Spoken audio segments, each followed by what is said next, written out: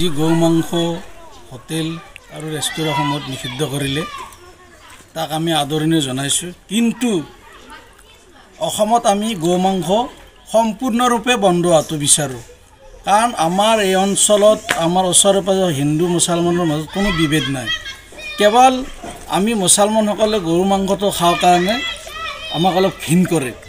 এই হিমন্ত বিশ্ব শৰ্মা গৌ মাংস নিষিদ্ধকৰণৰ জৰিয়তে আমাৰ হিন্দু আৰু মুছলমানৰ মাজত যিটো একতা বৃদ্ধি কৰাৰ এটা চেষ্টা যেন মোৰ অনুমান হয়।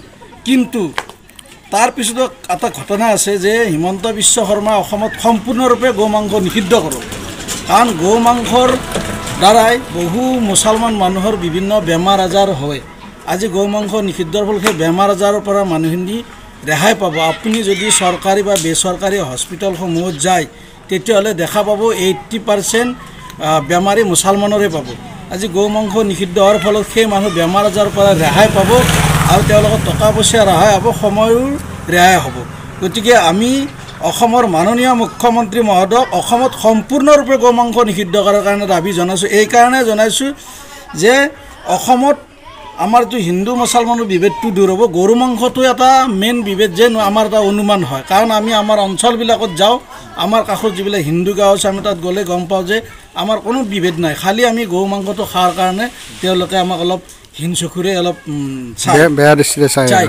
যদি হিমন্ত বিশ্ব শৰ্মা সঁচাকৈ গৌ পূজা কৰে, হিমন্ত বিশ্ব শৰ্মা যদি সঁচাকৈ গৌক মাতা বুলি মানে, তেনেহ'লে অসমত সম্পূৰ্ণৰূপে তেওঁ গৌ হত্যা নিষিদ্ধ কৰিব। যদি আৰু গৌ হত্যা নিষিদ্ধ নকৰে আমি তেতিয়াহ'লে আমি ভাবিবলৈ বাধ্য হ'ম হিমন্ত বিশ্ব শৰ্মা ডাঙৰীয়াই অসমত এটা চমাক সৃষ্টি কৰাৰ কাৰণে সামান্য হোটেল আৰু ৰেষ্টুৰেণ্ট গৌ মাংস নিষিদ্ধ কৰি তেওঁ চমক সৃষ্টি কৰা যেন আমাৰ অনুমান হ'ব। কাৰণ চামগুৰি নিৰ্বাচনত আপোনাৰ ৰকিবুল হুছেইন ডাঙৰীয়াই কৈছিল যে হিমন্ত বিশ্ব শৰ্মাৰ চৰকাৰে দলে তাত মানুহক গৌ মাংসৰে ভোজ ভাত খুৱাই কিনে নিৰ্বাচনী জিকিছিল। তাৰ দুদিন পিছতে হিমন্ত বিশ্ব শৰ্মাই কেবিনেটত সিদ্ধান্ত লৈ হোটেল ৰেষ্টুৰেণ্ট গৌ মাংস নিষিদ্ধ কৰিলে। কাৰণ হিমন্ত বিশ্ব শৰ্মা তাৰ প্ৰত্যুত্তৰ দিব নোৱাৰিলে যে কি বুলি আমি তাত গৌ মাংস খোৱা নাই বুলি। চাগে ৰকিবুল হুছেইনৰ তাত কিবা প্ৰমাণ আছিল।